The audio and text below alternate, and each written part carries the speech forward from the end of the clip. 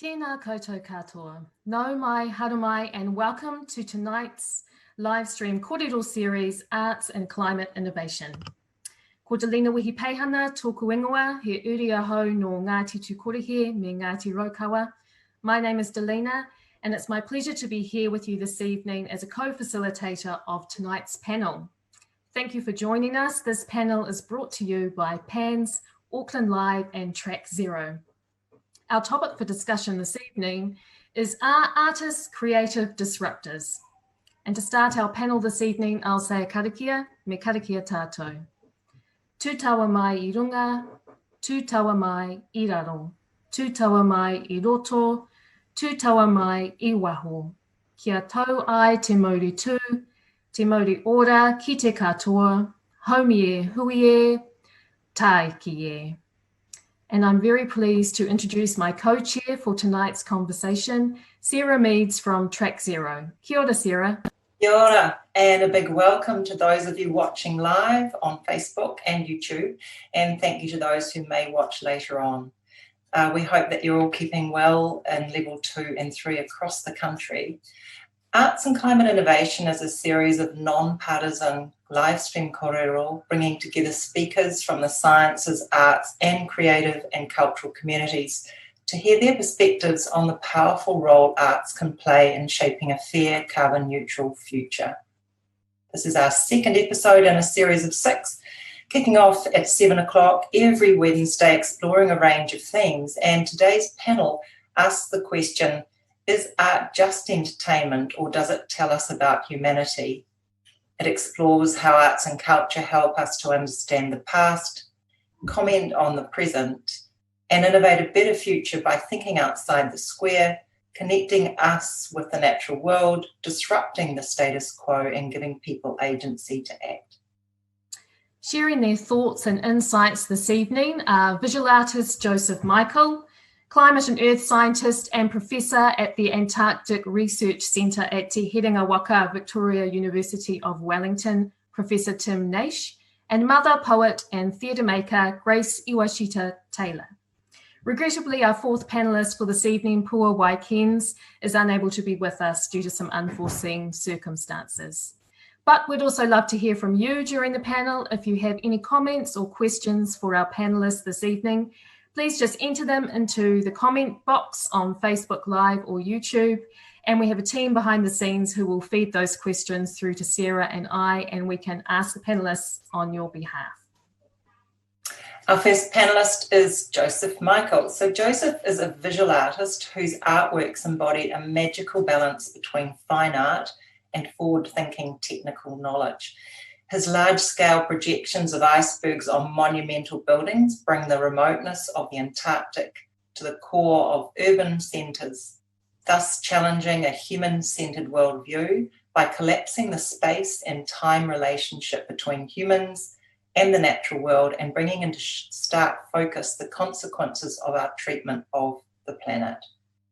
In September 2019, Michael's installation, Voices for the Future, lit up the United Nations General Assembly and Secretariat buildings in New York ahead of the UN's Climate Action Summit and global strikes worldwide. And that is actually a really significant forum that preceded the UN Global Climate Talks in December 2019.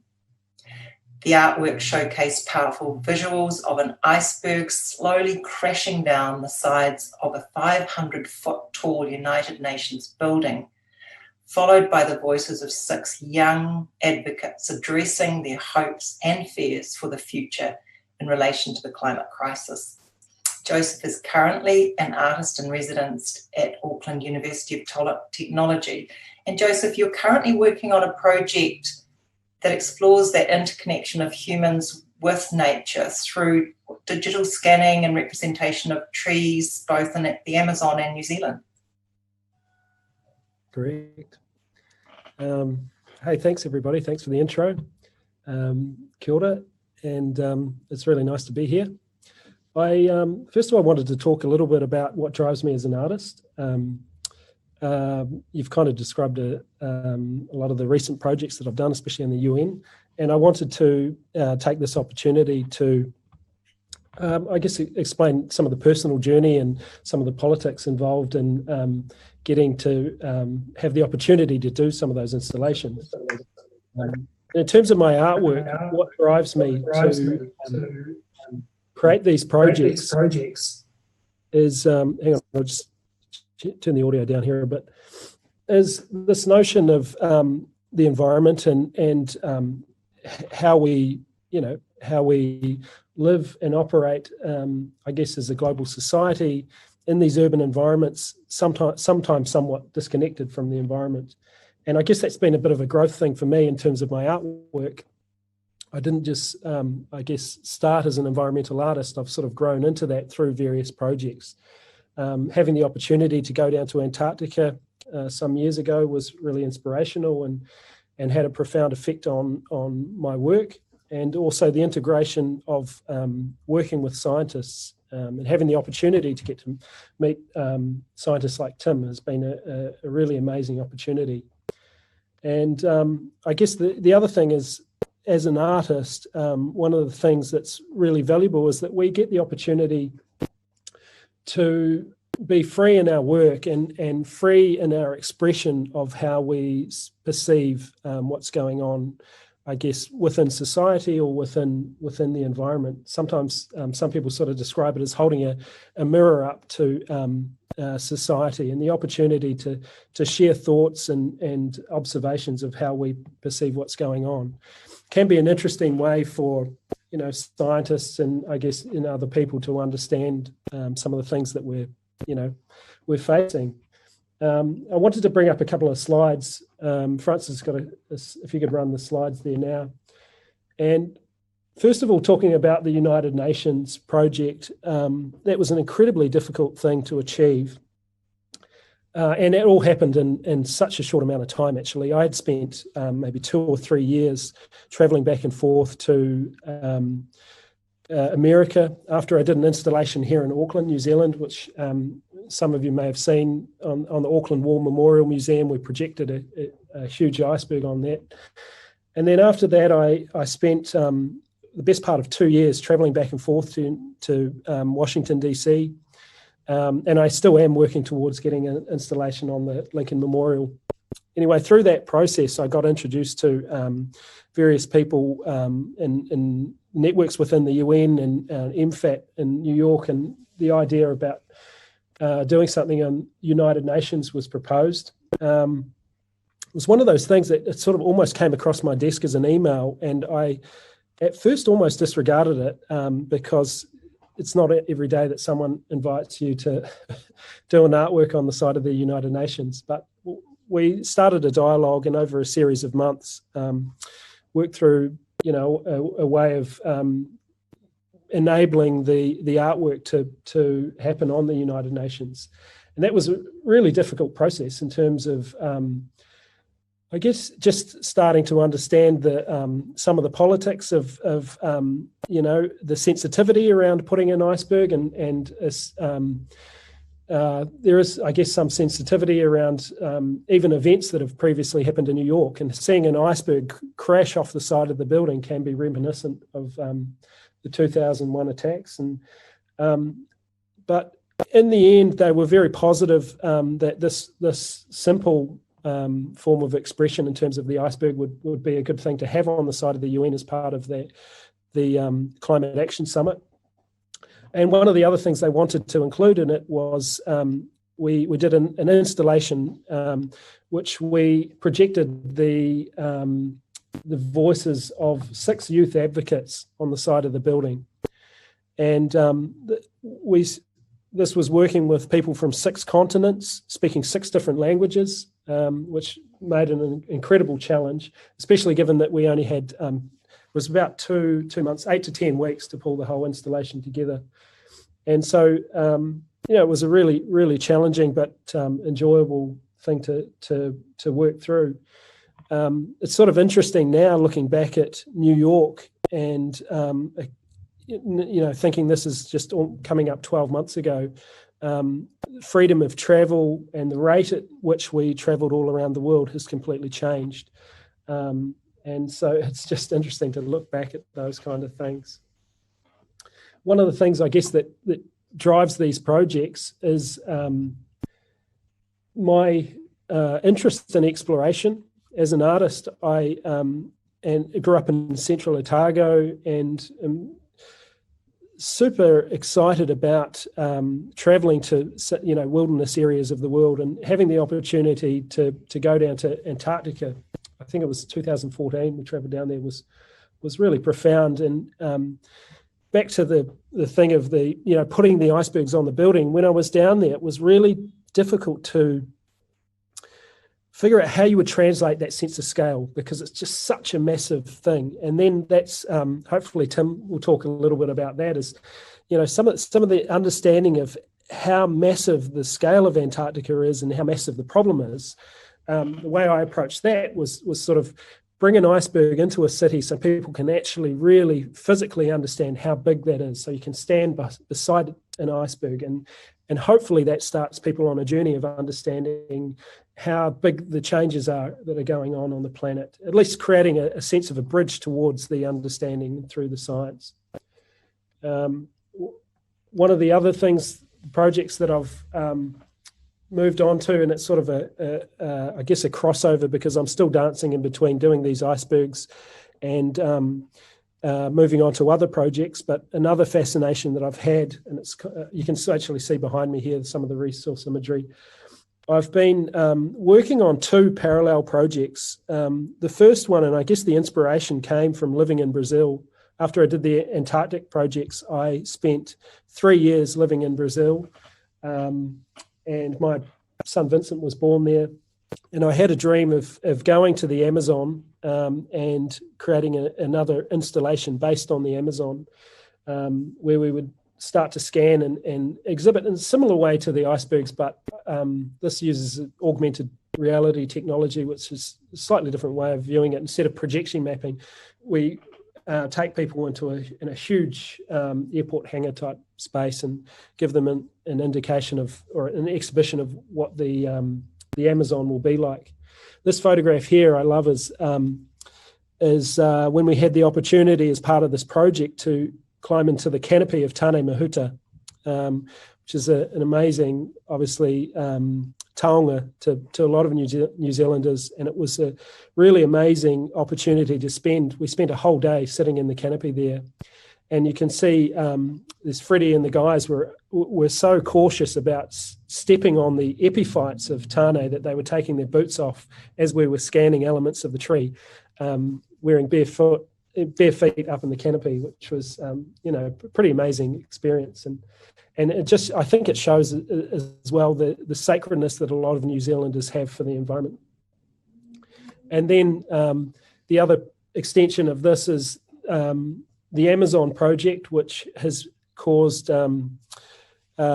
it's actually created a really beautiful transition in my work. I hadn't intended to be in the Amazon. We were due to be in the Amazon doing the scanning of trees in April and June this year, but obviously because of the pandemic, we haven't been able to travel. But it's opened up a whole lot of opportunities in terms of collaboration with Brazil, and also, I guess, taking note of how much I require, or previously I would take 10 or 12 people to some of these locations. So just my carbon footprint in terms of going off and recording these projects. And it's had to, we've really had to look at the way that we approach the projects. We've had to look at the way that we're dealing with the technology as well, because we haven't been able to take all the technology into the Amazon that we have wanted to.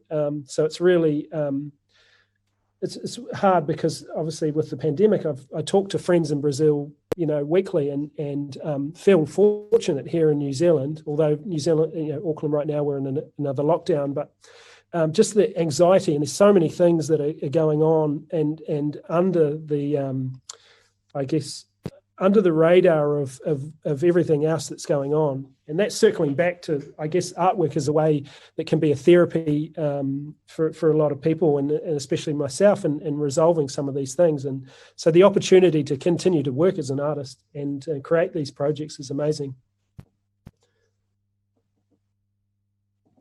Kia ora, thank you, Joseph. I was working at the Auckland Arts Festival when we you were too. with you to present the Antarctica exhibition up at the Auckland War Memorial Museum, and it was really incredible and amazing that we were able to gather so many people to come and see that and experience that, particularly the scale and just the visceral nature of seeing those icebergs there was a really incredible project.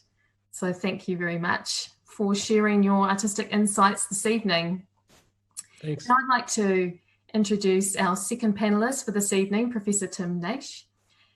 Tim Naish is a professor in earth sciences and was the director of the Antarctic Research Centre at Victoria University of Wellington until 2017, when he took up a Royal Society of New Zealand James Cook Fellowship. His research focuses on past, present, and future climate, with specific emphasis on how the Antarctic ice sheets respond to climate change and influence on global sea level.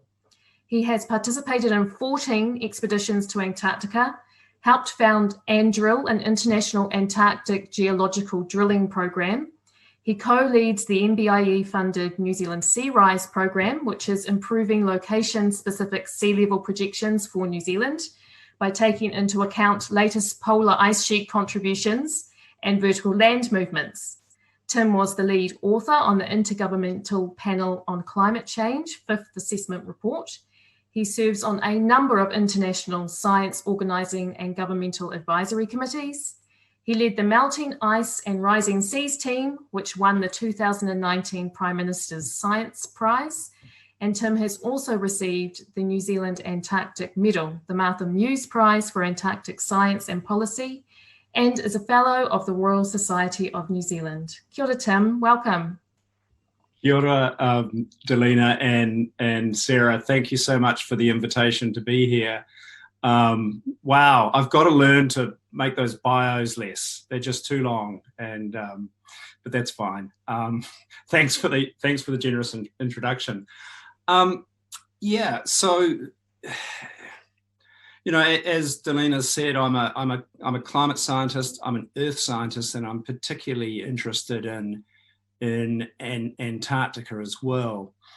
So you know, there's a bit of connection with Joseph and I. We've worked together in the past using his art and my concern about what's happening to Antarctica and with climate change. And so great to see your work progressing, Joseph. It's fantastic. It's very powerful, and certainly looking forward to hear what Francis has got to say. So if we could have the first slide, that would be great. Oh, there it is. It's up there. Okay. So, you know, I guess one of the things for me is I've been looking at the Earth system. I've been looking at the climate system, and the things I'm learning as a scientist are making me increasingly concerned and worried. And so I've moved more and more into the communication space to try and communicate what we know so that we can get action. And I worry, and I will probably do this tonight, I will give you facts and figures and say things to you that should make you concerned. But I'm worried that that's not an effective way of communication, to be honest. And so I think these sort of collaborative initiatives, working with artists to try and tell the story in a different way are really important, and the work Track Zero is doing is really fantastic. So let me talk about my passion, Antarctica, for a bit, and we'll see where that leads in terms of how climate change is affecting Antarctica and what that means for us, for humanity, and what we can do about it. So, so yeah, it's a place of superlatives, really, isn't it? Highest, driest, coldest, remotest, most pristine. It's an amazing place. It's 90% of the world's ice, 70% of the world's fresh water. And, you know, if it all went tomorrow, we'd have 60 meters of global sea level rise, which we're not going to have tomorrow. But that's the potential of that continent if we keep putting greenhouse gases in the air and warming the climate. So Antarctica really is changing, and one of the more remarkable statistics we sort of put out there is that, you know, for all the global warming we've had so far, which has caused 1 degree of global warming from the greenhouse gases we've put in the atmosphere, so 90% of that heat from those greenhouse gases has gone into the ocean. So in a way, the ocean is sort of a friend. It's sucking up the heat and it's buffering us from the sort of warming that would turn us into Venus. We would have 35 degrees of global warming if it wasn't for the ocean sucking up that heat. The problem is that that heat is going into the ocean, and a lot of it's going into the Southern Ocean around Antarctica, and it's melting Antarctica, and it's melting it from the bottom up. Okay, so it's sort of a little bit insidious. We can't really see it happening, but we are measuring it from satellites, and we know that the rate of melt is accelerating.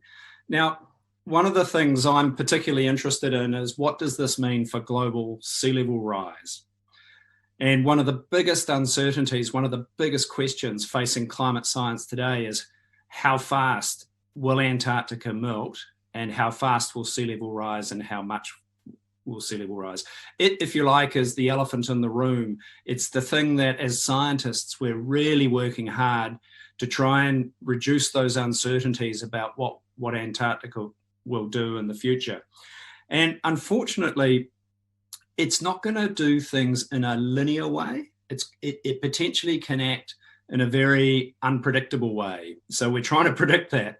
And one of the things we've learned from our science that we've been doing with international colleagues is that 2 degrees of global warming, which is the Paris Agreement, like that's what we're all signed up to. Every country in the world, we've signed up and we've said we'll keep global warming below 2 degrees.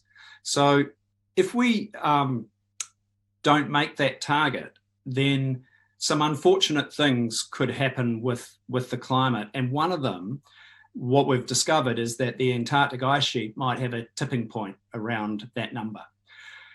And that's basically because of the ice shelves, which you can see in that slide are the sort of apron of frozen ice around Antarctica that create the icebergs that Joseph projects onto buildings. But those ice shelves are the floating extensions of the ice sheet as it flows under gravity into the ocean. And they're really important. They hold back the ice sheet. They're like a handbrake on the ice sheet, but the problem is they're melting, and catastrophically, and producing masses of icebergs. And what we're realizing is that 2 degrees of global warming could be the death of ice shelves around Antarctica. And once you take the handbrake off, then the ice sheet slides into the ocean so much faster and can create really, really rapid sea level rise.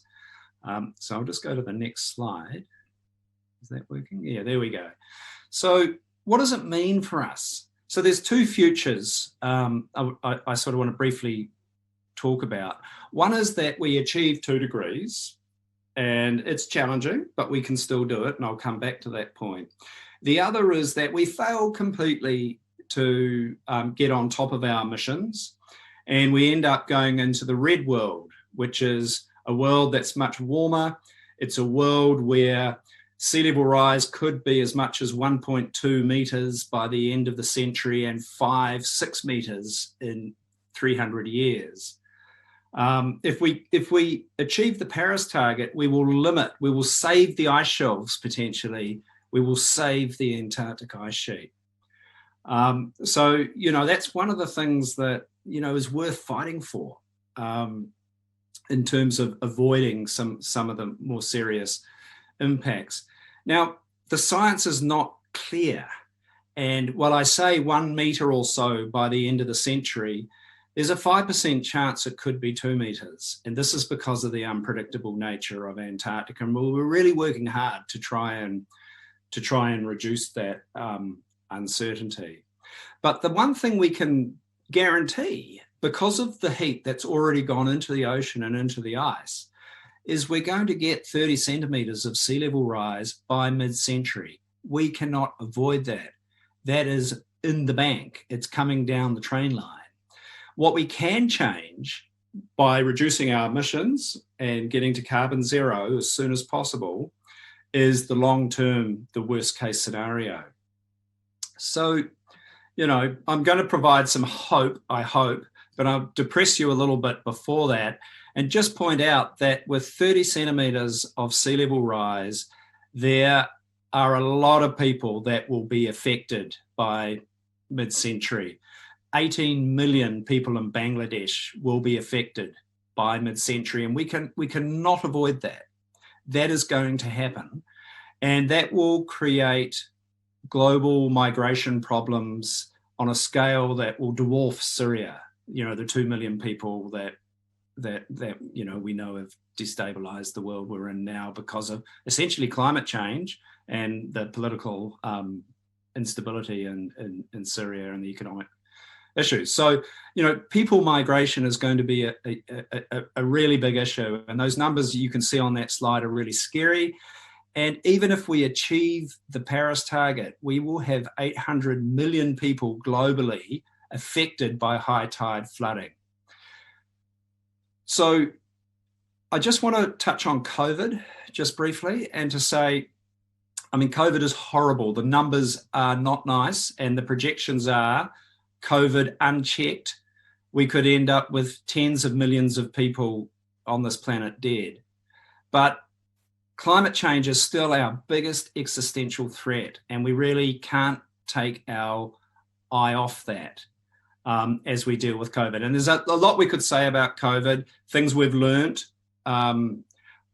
through the experience, and there are opportunities, right? So the world is spending huge amounts of money, astronomical amounts of money. The world governments are spending more than $10 trillion on rebuilding economies after COVID.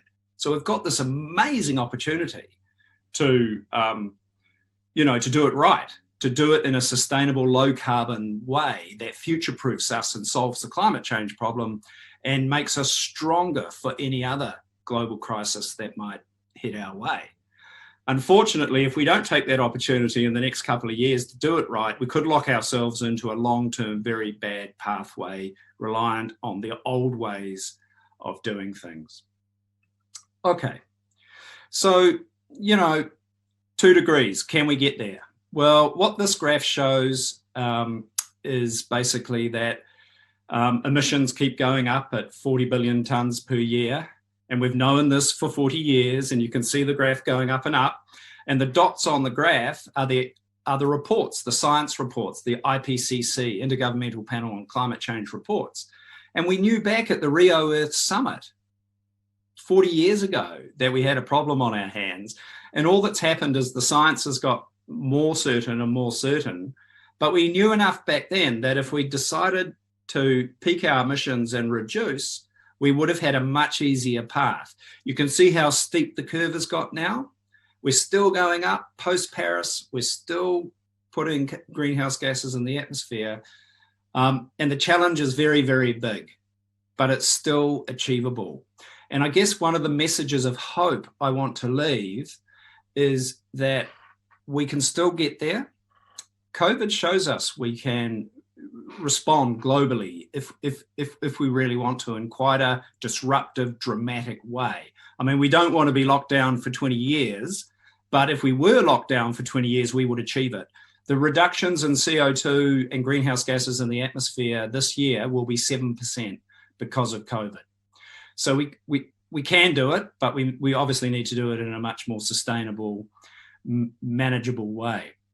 Now, if we don't get to 2 degrees, landing at 2.5 or 3 degrees, that's much, much better at landing at 4 or 5 degrees for the planet. So it's not boom or bust. You know, it's not like we failed to meet Paris. If we don't hit it, but we end up slightly above, then, you know, we're much better off as a society, as humanity.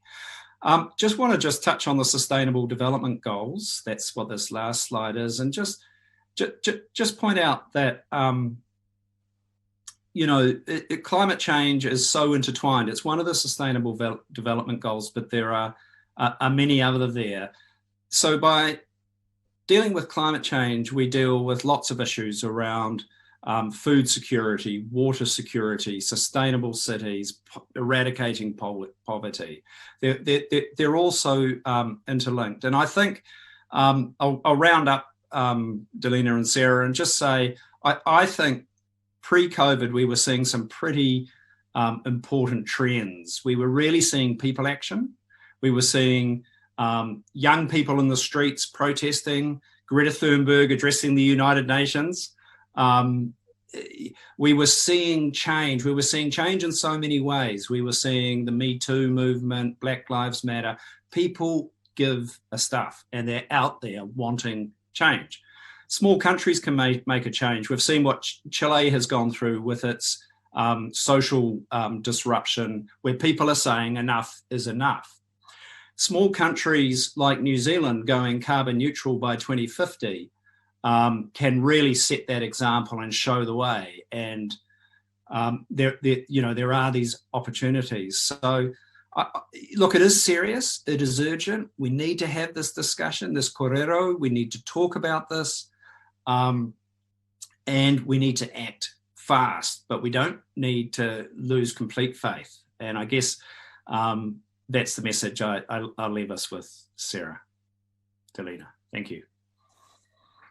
Thank you, Tim. As always, a great communicator. You've been involved with science for so long and you've seen so much change happen. And just your way of explaining in a way that people who are not necessarily scientists can understand is fantastic. It also related back to something that Joseph said, which is the way he thinks about art is to translate that sense of scale and the problem, especially with his Antarctica program. And that kind of resonated for me with what you were saying. So thank you. I'd like to welcome our last panellist, Grace Iwashita-Taylor. Grace is a mother, award-winning poet and theatre maker of Samoan, English and Japanese descent. An artist of upu words led her to the world of theatre. She dedicated in carving, elevating and holding spaces for storytellers of Te Moana Nui Akiwa. Grace is a recipient of Creative New Zealand Emerging Pacific Artist Award 2014, of the Auckland Mayoral Writers Grant 2016, and writer-in-resident at the University of Hawaii in 2018. She is co-founder of Rising Voices and the South Auckland Poets Collective, and published collections of Afakasi Speaks and Full Broken Bloom. She's a writer of My Own Darling and curator of Upu that featured in the Auckland Arts Festival 2020 early this year. Welcome, Grace. Cool. Solo for lava. Thank you, Sarah. It's really lovely to be here. And also thank you to Joseph and Tim. I really enjoyed listening to what you've shared so far. Awesome. Cool. So I just want to acknowledge the mahi that you're doing, Tim, especially being a daughter of Oceania and the urgency of the rising waters, especially with Kiribati, Marshall Islands, Tuvalu. The mahi that you're doing and having scientists like yourself involved in that is really important. So yeah, just to acknowledge the work that you're doing. I'm involved in this amazing leadership program called Mana Moana, which is led by the wonderful Dr. Carlo Miller. And we have a participant in our program this year from Tuvalu, and he's a huge advocate for climate change. And he has a saying, it is, save Tuvalu, save the world. So that's something that came to my mind while I was listening to you speak.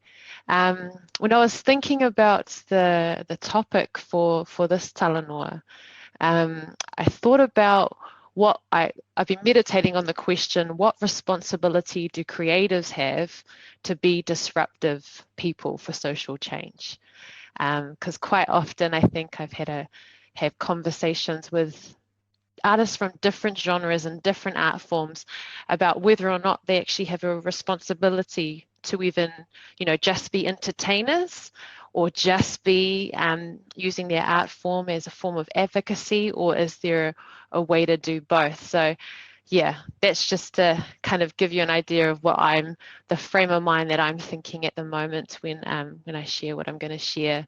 But one of the quotes that came to my mind from He Pelehaofa, who is one of our Tongan scholars, writers, thinkers, academics. And he said, creativity or real innovation always clashes with established beliefs, knowledge, rules, methods, because it threatens an entrenched interest.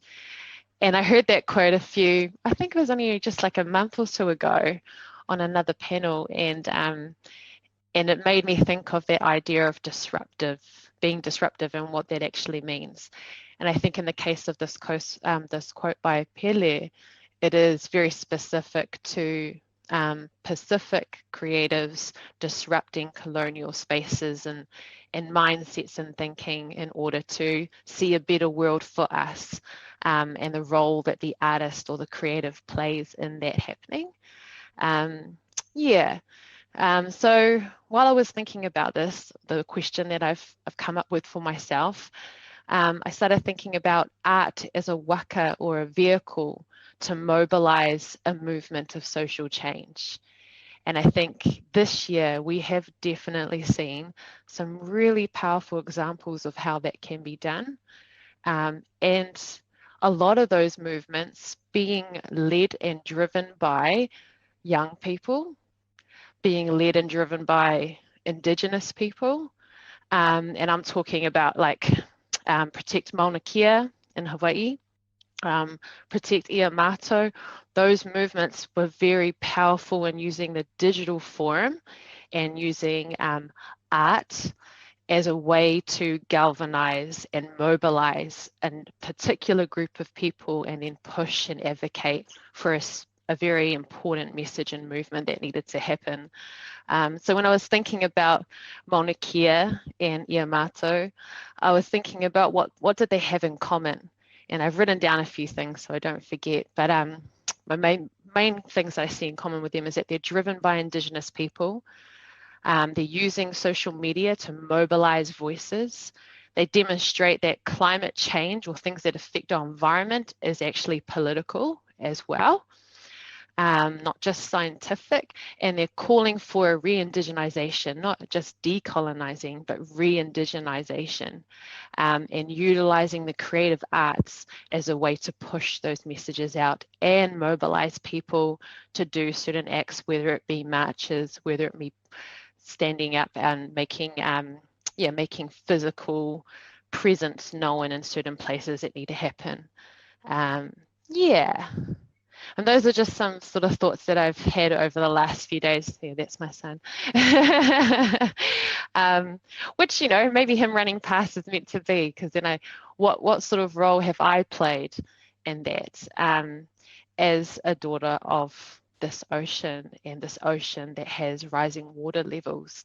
And then as a mother, what role do I have as an artist to use my art form to try and make a better world for my son, or even at least make a world that's going to exist for my son?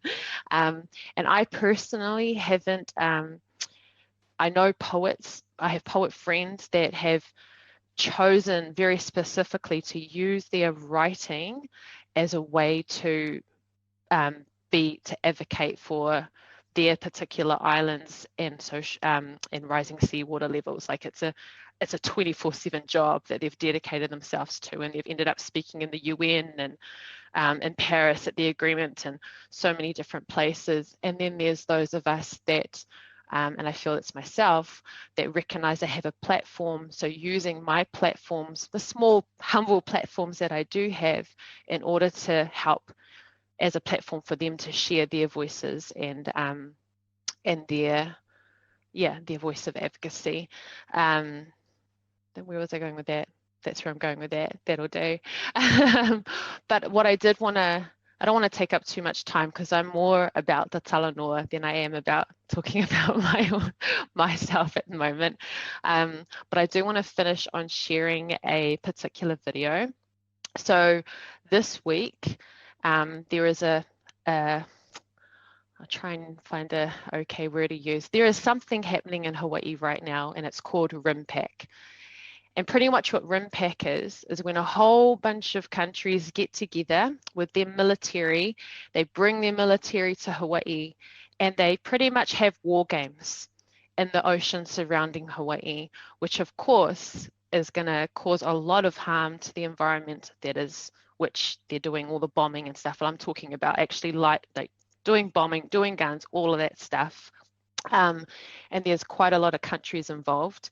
It's been going on for a long time. And this year, in the midst of the COVID pandemic, it is still happening. And the numbers in Hawaii for COVID cases is really bad this month in particular.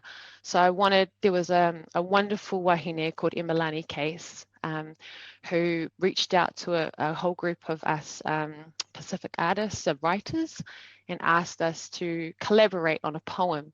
And I guess I wanted to share it, one, because to raise awareness that this is happening, Rimpac is happening, but also to show you an example of how the written word into the spoken word can be used as a tool for advocacy. So this is the video.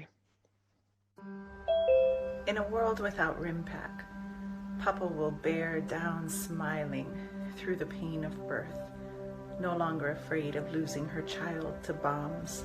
She will breathe, and we will breathe. Yeah.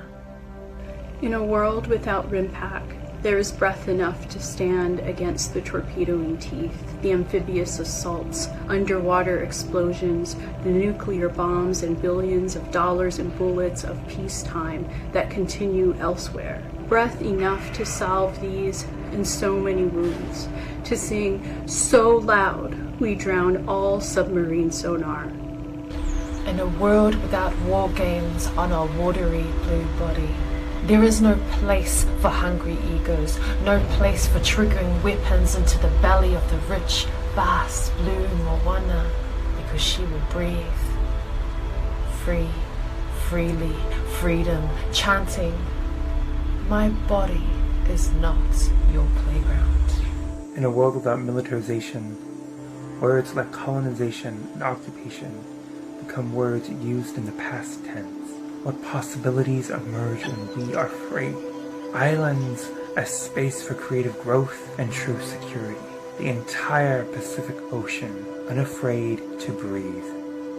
In a world without nuclear warfare, Tahitian, Marshallese, Hawaiian, indigenous lives would be celebrated without hierarchy based on dollars and euros, without fear for our smallness or isolation, needing the protection of empire, unfurling a pandemic of radiation, contamination, and sickness. All lives would be created equal. In a world without deception, no one believes that security is a function of bullets. In a world without naval sonar, a song returns from the vast assembly of cerulean gods to an altar of coral and island anchored to this blue chorus. From the depths of obscurity, Kanaloa Auhe'e, a tubulous mele from which we all do our living. The source is stable. Ola. In a world without war, no child will bear a ballistic horizon, only clouds, skies, waves will thunder. In a world without appropriation, our language will be unstolen. Te mana, te kaha, rest from the crest of Her Majesty New Zealand ships of war.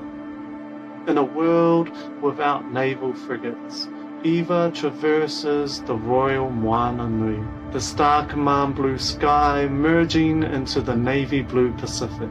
Kiwa fishes for islands across the ultramarine, hauling up Hawaii necessary respite.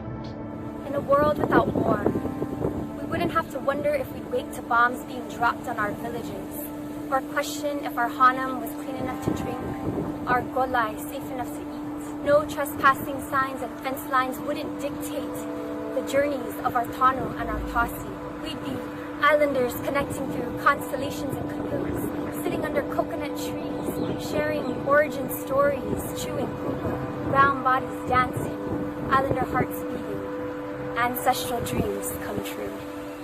In a world without bombs, we honor generations of Iken. We seed forests of koa. We stand in the malu of our sacred mountains, plant our ieve in the frigid waters. We stare back at Aina and see our reflections, kneel down and are fed. In a world without bombs, we rise from the sea they tried to conquer. Ea mai ke kai mai.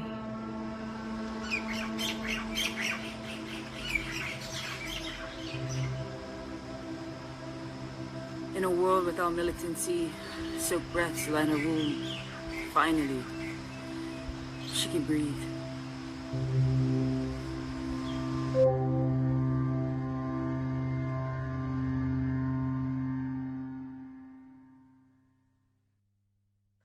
Cool. So just whawhitai te lava to Imalani Case and to all the poets that were involved in that collaborative poem for our ocean, for our moana. If you are interested in learning more about what Rimpac is, please go to Instagram and check out Cancel Rimpac. Yeah, they've got heaps of, it's good to be informed. So yeah, just check that out if you can. But yeah, that's me, I think, for now. Kia ora, Grace. Thank you very much for your kōrero this evening. Beautiful to see that collaboration that you and some other artists have worked on with Dr. Imalani Case. Beautiful to see you coming together to speak up about issues that are important to you. I really related to what you were saying, Tim, in terms of the urgency. I've got it written down. There's two futures that we're going to see: the sea level rise, regardless of even if we get on top of things now, we're looking at more global migration, and there's this real urgency and thinking about, in terms of this panel, the role that artists can play to, well, both what Joseph said something earlier when he was talking about the role that just an artist, how an artistic practice has helped him personally just through a time of crisis, but also what is the role of artists to help share and educate information. And that brings me back to your question, Grace, which I'd love to pose to Joseph and see what his response is to your question of what responsibility do you feel artists have to be social disruptors? Over to you, Joseph. What's your thoughts on that? Yeah, it's an interesting question. I think the thing that I think about when you pose that question is this notion of conflict versus non-conflict, because we can be a disruptor in a non-confrontational way, and we can also create confrontation. And I think both are important, because I think art is a driver of certain confrontation, which actually pushes our thought boundaries and pushes us to think in other ways. I was also thinking about, Grace, when you talked about climate change as politics. There's as much politics in this, what happens in climate change, as there is to do with the science. And Tim will be tearing his hair out over some of the things there. So in terms of my process and my practice as an artist, I am deeply engaged in the topic. I enjoy the opportunity to learn the knowledge of from many different scientists that I work with. And my approach personally is to think about transitioning people, or taking people to a place where they can start to comprehend the subject. So with Antarctica, the idea is to find a way that you can engage people in the scale and the awe of that place. And from there, let them go on their journey to understand the science around it, because I find personally that too often giving the facts and giving the doom up front really pushes some people away. And so my approach as an artist is to show and try and form an emotional connection to those areas, so then people can go on their own journey. And if they're not ready to take on the science, then maybe that'll come later. But I just find that that's a way that someone once said to me before, people can't argue with an iceberg. When they see it on the side of a building, when you can't argue with it, it's really hard to fight against it. So. Thank you. I love that concept of, in a way, your art is connecting with people emotionally. It's opening a door which then they can go on their own individual journeys to perhaps find out more about the topic. And Tim, because you've been dealing with this environment and this topic for a long time, how have you found ways to, as you've so wonderfully tonight simply presented the facts to us, but in a way that I've taken it on board, how have you over time developed your communication practice around the issues that you see? Oh, trial and error, I suspect. You know, I was thinking about that comment about artists having this obligation to be disruptors. I think scientists have this obligation to share what they've discovered. And I think a big part of what we do really is that, you know, we must tell people, we must tell society what we know. Now, not every scientist is going to be good at that. And I'm not saying I'm that good at it either.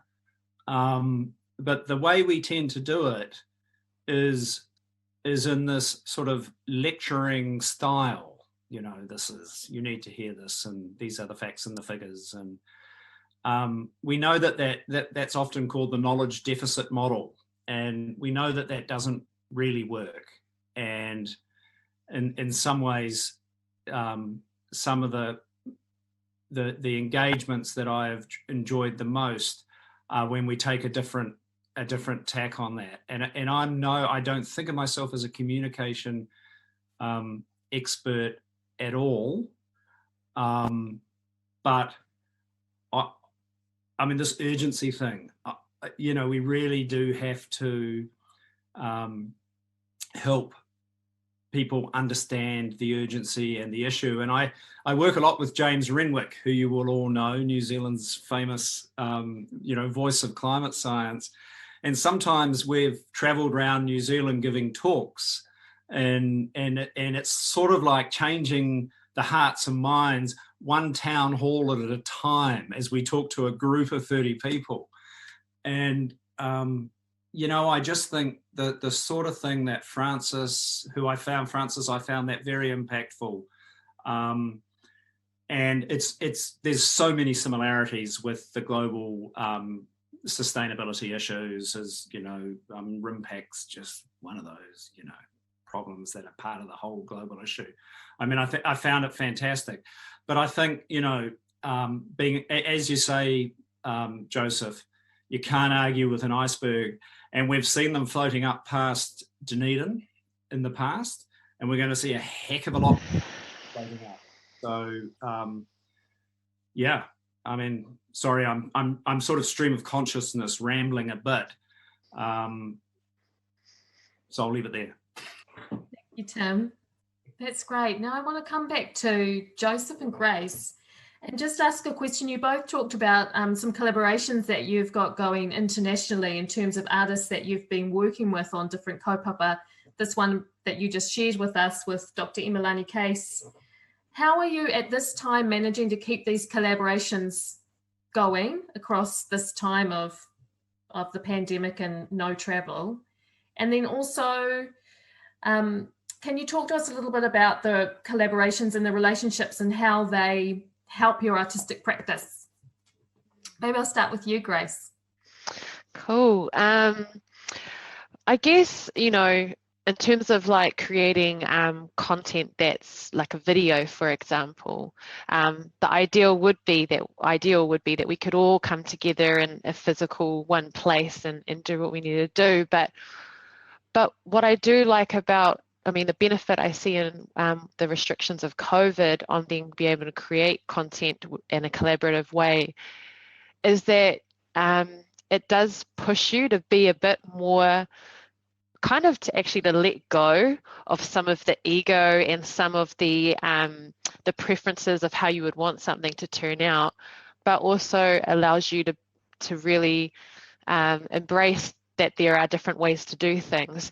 And I think being able to pull that, for Imalani to pull that together, you're able then to, because everyone's doing it via filming it themselves and then sending it to an editor to do, then everyone that she wants involved can be involved because there's no restriction on technology or travel.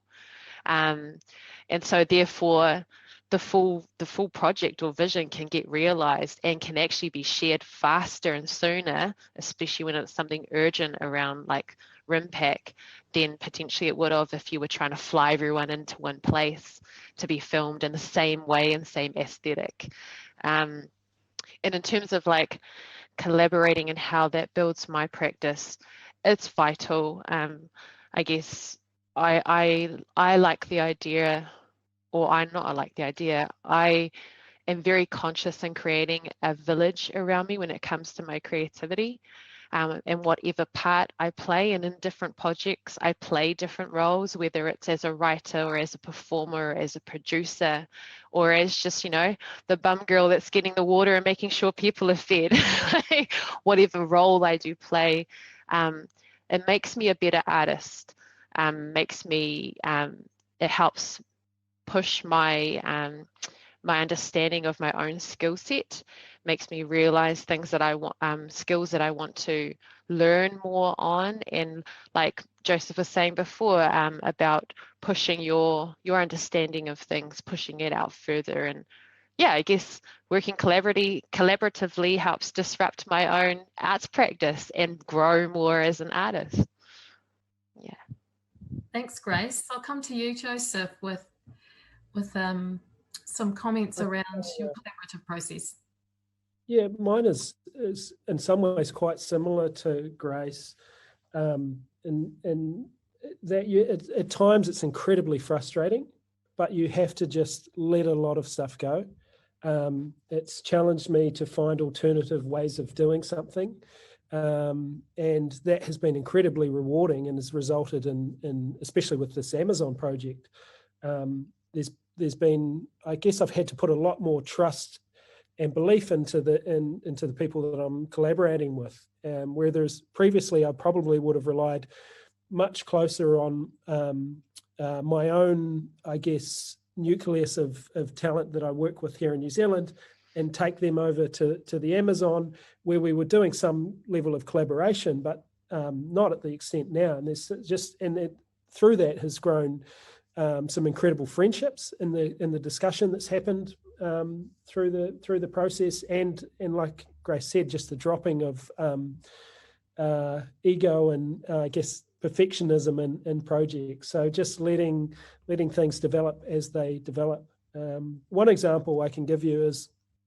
previously here with the Tāne Mahuta project, we had been using really costly LiDAR to scan the trees. And it's a hugely expensive technique. And when we transitioned into doing stuff in the Amazon, we couldn't get the LiDAR machine to the Manaus in the middle of the Amazon. It was just an impossible figure to do. So we transitioned and said, look, can we do this with a simple Mavic drone? Those the tiny drones that almost a lot of people have now. And it's actually ended up producing better results than the LiDAR that we were originally producing through the development of software and the technique that we've developed. The results we're getting are just absolutely insane. So that's been a real progression, and it's obviously then it's opened up doors to ease of scanning much more areas of the Amazon and different elements. So thank you. Really good. And you've worked with Tim before, and on hearing his presentation tonight, do you have any new thoughts or responses from what he's shared this evening, or is it sort of some of the information you already knew and had been working with in your own projects? I think that's the thing for me, is that it's really inspiring to listen to those that have the knowledge. And I love hearing the facts about Antarctica. One of the things I think, Tim, you said to me in Wanaka was we were looking up at Mount Aspiring, and we were talking about the level, the amount of ice that's sitting on Antarctica is higher than Mount Aspiring. And when scientists just come up with really interesting ways of describing the natural environment and what's happening. So as an artist, taking in these facts and figures and digesting them into an artwork or into a way of seeing the world is really an interesting collaboration and inspiring. Wonderful. Joseph, you mentioned too previously the sense that art is like holding up a mirror. And there's that saying that art isn't what you're looking at, it's where you stand from and see how you see the world. If you're not an artist, how would you describe to people just how that role can help? Well, I think the interesting thing for me is this whole notion of actually admitting to myself that I'm an artist. And also, I think to me, being an artist is fundamentally about truth and finding a way of expressing the world from my perception, which is not interrupted by Instagram or not interrupted by the thoughts that are coming in. It's a way of distilling my thought process on how I perceive something. And it's funny, I gave that mirror analogy, but it's funny how sometimes we see a version of ourselves which we may or may not like, but arts have a way of just giving you that vision. That's awesome. What do you think about that, Grace? Did you have a comment about that? Can you repeat it again? Sorry. It's that notion, particularly if someone's not an artist, and it's that sense of how arts can be like a mirror reflecting back on society and who we are and how we are interconnected and how it changes the way people perceive the world rather than just simply what they're looking at. Yeah, I really like what Joseph said as well. I think for me personally, I view my art as an invitation to call in people to sometimes to rest and have some respite, sometimes to have some medicine, sometimes to be challenged, sometimes to see something that they may not have seen before, and hopefully sometimes to give hope, which sounds really cheesy, but I feel like some of the cheesy things at the moment is really vital. And I know, for example, one way in terms of writers that I've noticed in the Pacific are approaching climate change and reimagining what a future is. Like we actually have that, whilst COVID is really scary right now, I feel like we're in a really amazing a really vital transitional period where we can actually reimagine a world that we actually want. And in some ways that I've noticed some writers doing it, which is really cool, is through different genres that you wouldn't normally see Pacific poets going in. So in dystopia or sci-fi writing is a really good way to explore beyond what you're used to normally. So yeah, I appreciate scientists. I love the merging together of science and the creative arts. I mean, I believe science is you're creative. Scientists are so creative. Yeah. Tim, do you ever think of yourself as creative? Do you have a creative approach to your work?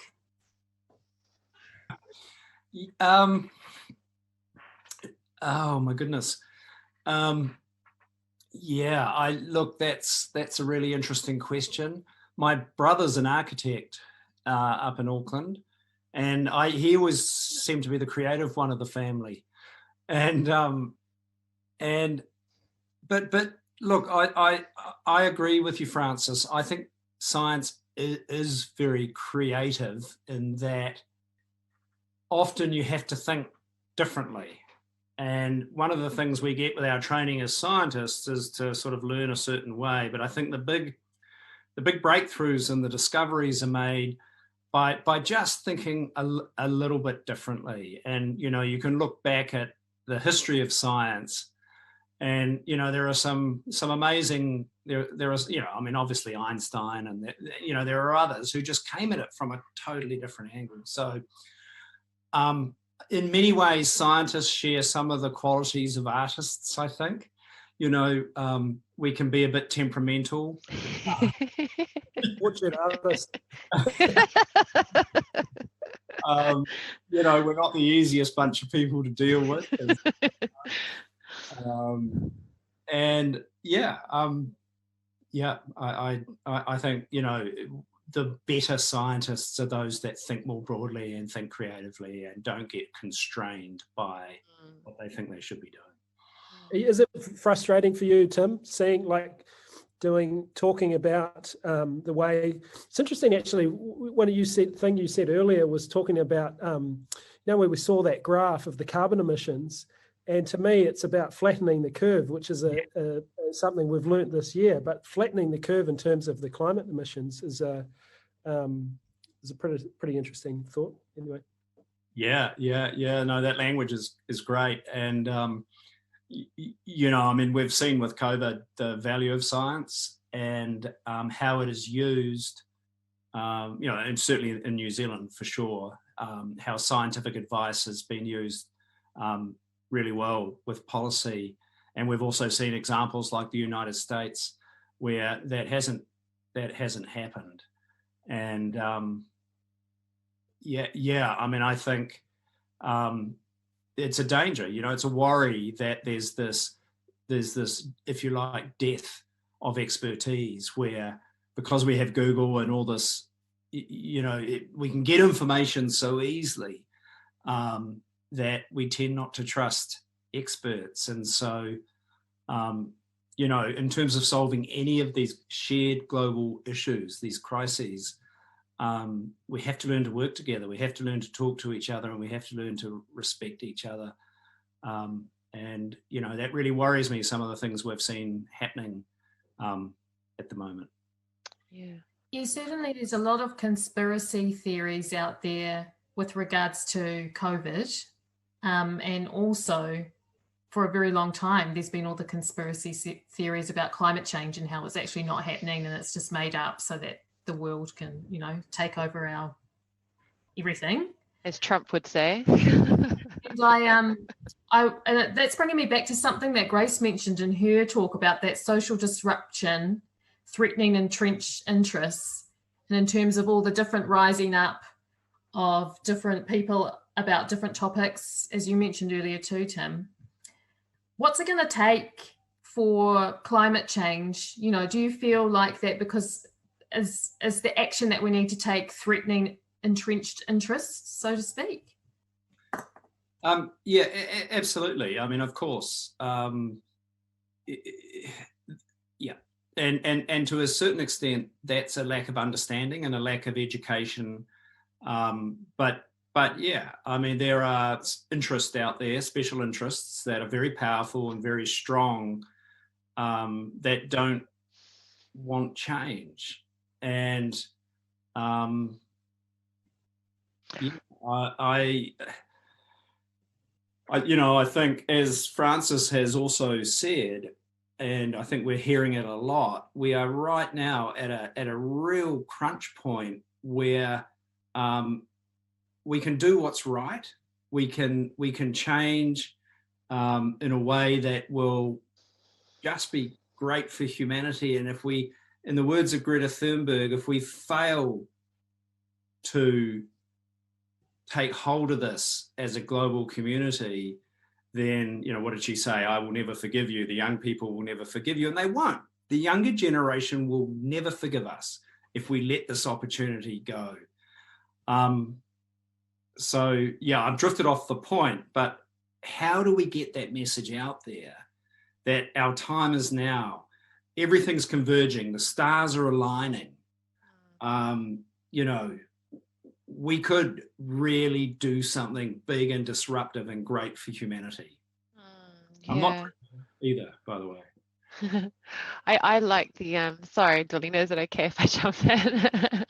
I wrote it down while you were talking earlier, Tim, about kind of the irony of disruption for these sort of issues actually requires a unity, a coming together in a global unity in order for something to happen.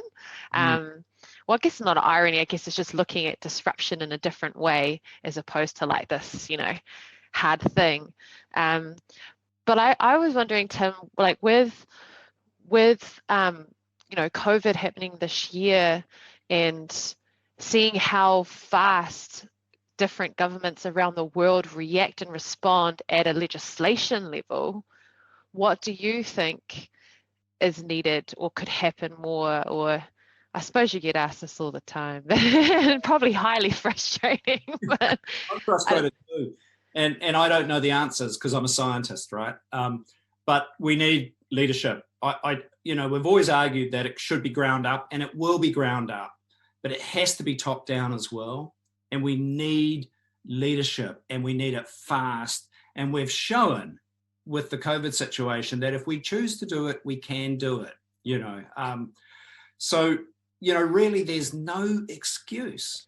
There just is no excuse. And yeah, I share your frustration. And what do we need? We need governments around the world to do what New Zealand's doing and,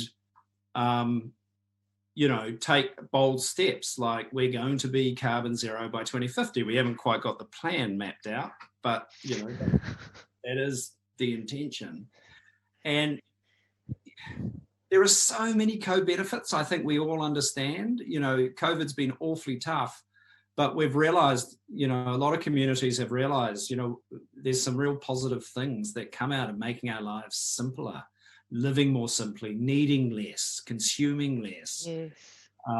But how we battle the special interests who want us to consume more, who want us to use hydrocarbons, who want us to keep going in a growth economic way, you know, that's the frustration. And but you know, the hope is not cheesy. I really do believe there is hope, and I do ultimately believe in us. And I have children, and I marched with my children, and I don't think they're going to put up with this. We're, you know, we're getting older, we're moving on, and I really do hope this next generation, you know, I mean, I know they are. They're fed up, and they won't want more of this. My friend Bob, Tim, you might know Bob's there.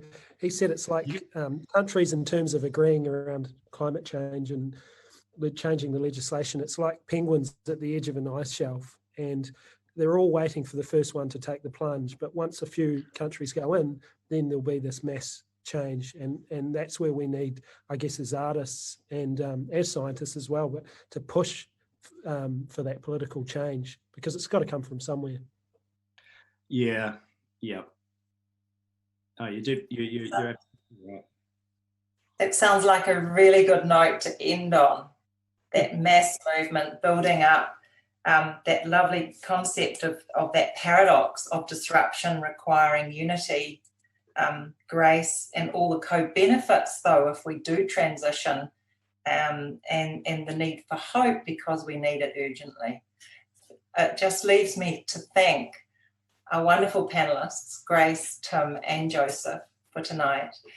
Recordings of this, a live stream, will be available to view on PANNZ and Track Zero's Facebook and Auckland Live YouTube. Thank you to the team from Track Zero, PANNZ and Auckland Live, and thank you to all of you who are viewing this live or might see this later on. Thank you also to our supporters, the Royal Society and the Big Idea. I'm leaving tonight really thinking about flattening the curve of climate change with leadership from the ground up and the top down. So I'm feeling very inspired. Thank you so much to the panelists this evening. Our online live stream Kōrero series will continue next Wednesday, the 2nd of September at 7 p.m. with the topic Mā Tauranga Māori and Our Future. Please tune in again as we speak with musician, composer and presenter Ria Hall, Dr. Daniel Hikuroa, who is Earth Systems Scientist and Senior Lecturer in Māori Studies at the University of Auckland, carver, artist and designer Bernard Makaware, and kaitahu choreographer, dancer and video artist Louise Portuguese Bryant. So to finish our session today, I'll just end with a whakatauki. Toi tu te marae o tāne, toi tu te marae o Tangaroa, toi tu te iwi. Nō reira, tēnā koutou, tēnā tātou katoa.